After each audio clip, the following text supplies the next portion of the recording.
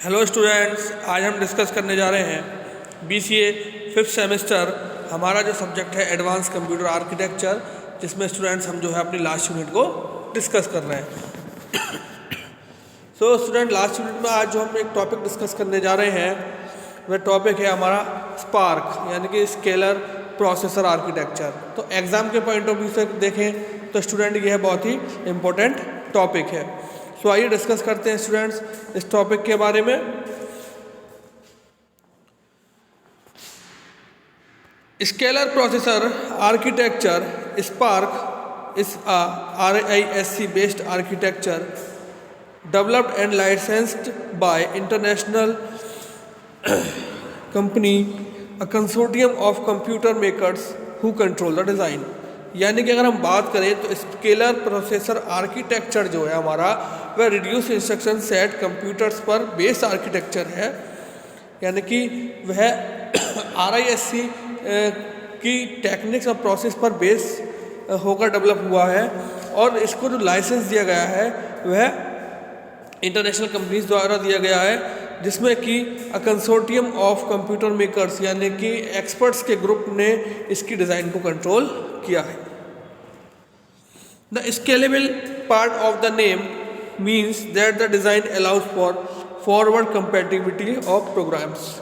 यानी कि अगर हम कहें स्केलर प्रोसेसर आर्किटेक्चर में जो स्केलेबल पार्ट है, यानी कि जो मेजरेबल पार्ट है हमारा, उसका मीनिंग ये है कि वहाँ पर डिज़ाइन जो है वह फॉरवर्ड कंपैटिबिलिटी के लिए प्रोग्राम्स की अलाउ करता है।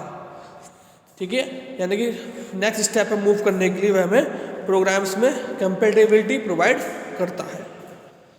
Like MIPS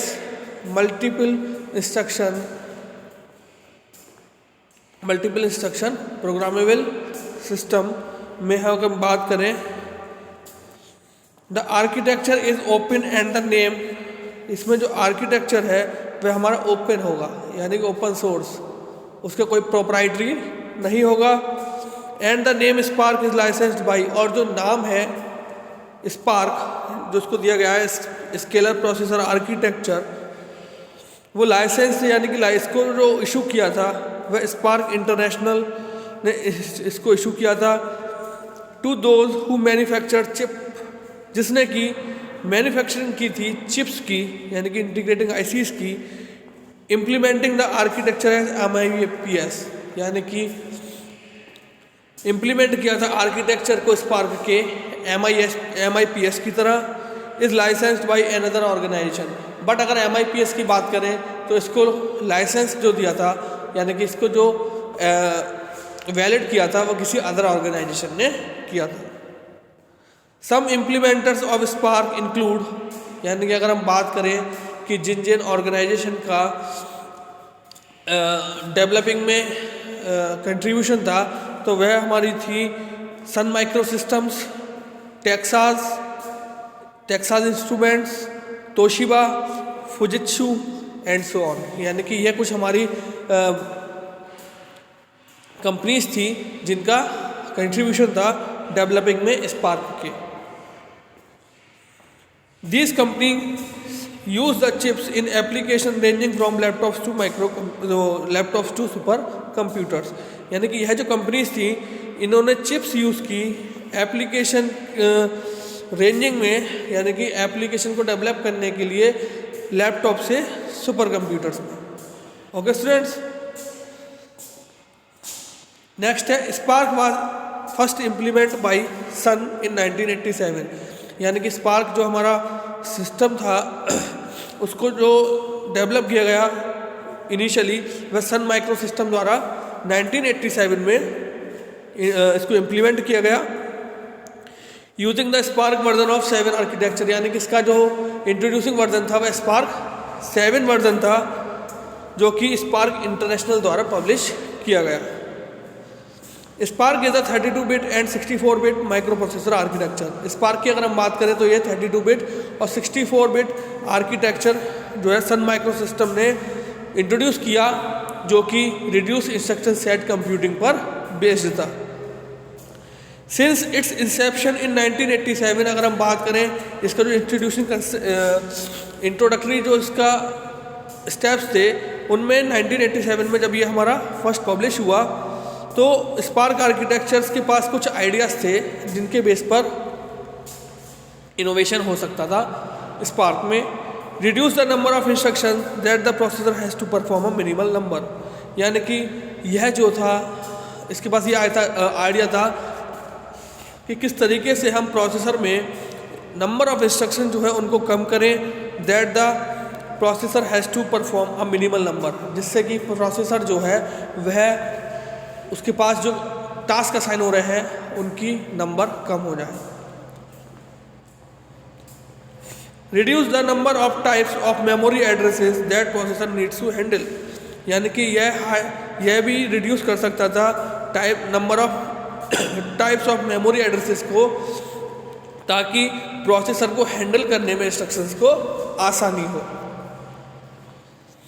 next student, put as little processor operation as possible in microcode, यानी कि ये इसने एक उसके अंदर लिटिल प्रोसेसर को रखा जो कि उन ऑपरेशंस को परफॉर्म करता था जो कि माइक्रो कोड्स में होते थे, which requires clock speed consuming to access, यानी कि जो कि क्लॉक की स्पीड के अकॉर्डिंग यूजर्स को एक्सेस करने के लिए परमिशन ग्रांट करते थे।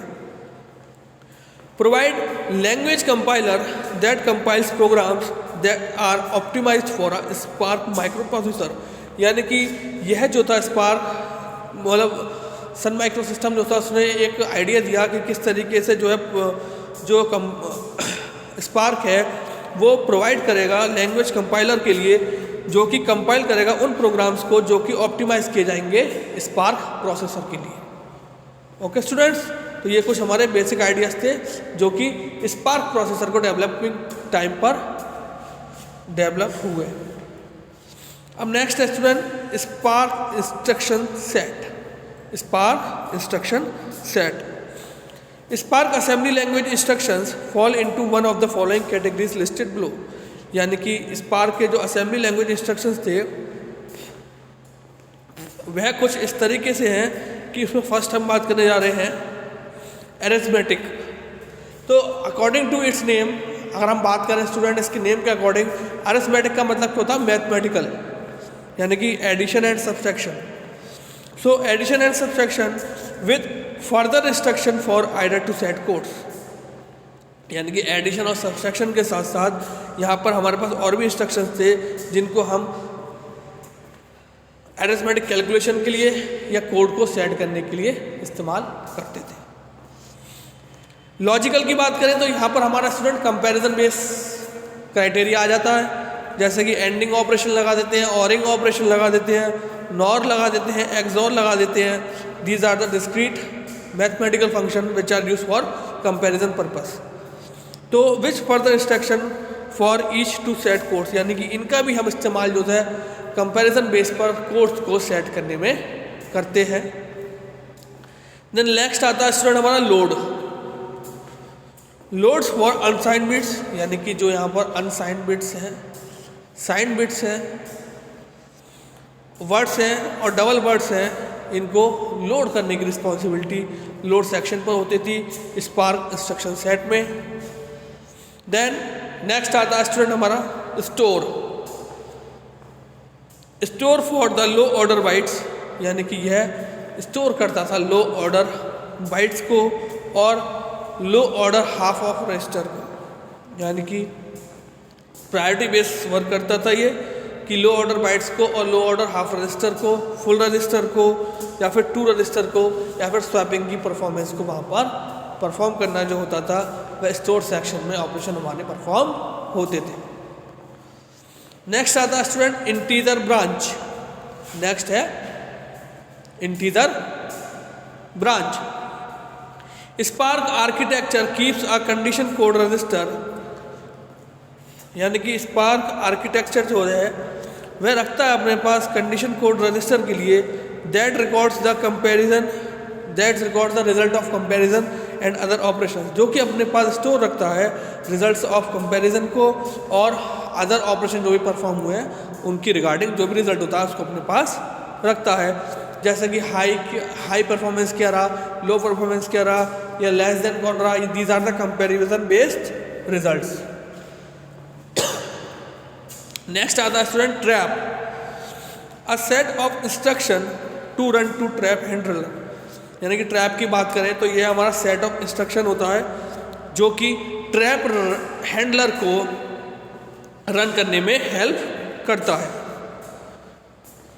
Like traps reads condition codes, traps जो है वह रीड करता है कंडीशंस जो होती है उनके कोड्स को। लाइक द ब्रांच इंस्ट्रक्शन, जैसे कि branch instruction, and branch almost all of the same condition, और ब्रांच से रिलेटेड जितनी भी कंडीशंस होती हैं उनको रीड करने का जो वर्क होता है अगर ट्रैप सेक्शन का होता है। लास्ट आता है स्टूडेंट हमारा floating point. Floating point, spark includes separate set of commands, यानी कि स्पार्क जो है वह अपने अंदर रखता है सेपरेट सेट ऑफ कमांड्स को फॉर फ्लोटिंग पॉइंट ऑपरेशन, यानी कि फ्लोटिंग पॉइंट ऑपरेशन के रिगार्डिंग।